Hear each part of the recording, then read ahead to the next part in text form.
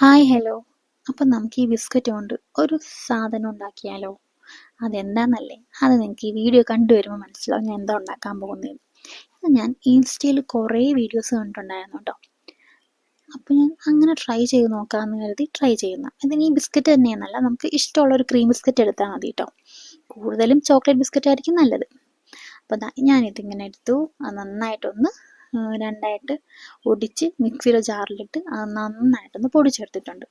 നമുക്കിതിലോട്ട് ആവശ്യത്തിന് പാൽ ഒഴിച്ച് അതൊന്നുകൂടെ നന്നായിട്ട് ബ്ലെൻഡ് ചെയ്തെടുക്കണം കേട്ടോ. അപ്പം ഈ ഒരു റെസിപ്പി ഉണ്ടാക്കാനായിട്ട് ഈ പാലും ഈ ഒരു ബിസ്ക്കറ്റും മാത്രം മതി. അപ്പോൾ അത് ഞാൻ നന്നായിട്ട് ബ്ലെൻഡ് ചെയ്തെടുത്തിട്ടുണ്ട്. ഇനി നമുക്ക് വേണമെങ്കിൽ ഓപ്ഷനിലാണ് കേട്ടോ, കുറച്ച് നട്ട്സ് ചോപ്പ് ചെയ്തെടുക്കാം. അതിപ്പോൾ നമുക്ക് ഇഷ്ടമുള്ള നട്ട്സ്, ഞാനിപ്പോൾ ഇവിടെ കാഷ്യൂസ് മാത്രമേ ചോപ്പ് ചെയ്തിട്ടുള്ളേ.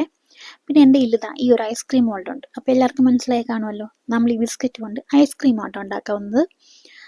അപ്പോൾ ഞാൻ ആ ചോക്ലേറ്റ് മോൾഡിലോട്ട് കുറച്ച് നട്ട്സൊക്കെ ചോപ്പ് ചെയ്തൊക്കെ ഇട്ടു.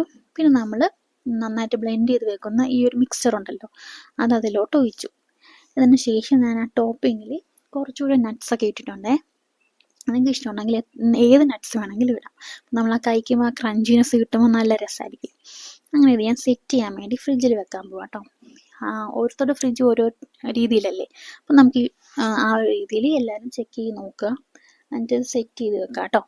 അപ്പം ഞാൻ എന്താ ഫ്രീസറിൽ വെച്ചിട്ടുണ്ട്. ഞാൻ പിറ്റേ ദിവസം ആട്ടോ എടുത്തപ്പോഴത്തേക്കും നല്ല സെറ്റായിട്ട് ഇരിപ്പുണ്ടായിരുന്നു. പക്ഷെ നമ്മൾ ചൂട് കാരണം അന്ന് അലുത്തിട്ടുണ്ട് കേട്ടോ. പക്ഷേ അലുത്താലും അടിപൊളി ടേസ്റ്റ് ആയിരുന്നു. അപ്പം എല്ലാവരും ഒന്ന് ട്രൈ ചെയ്ത് നോക്കണം കേട്ടോ.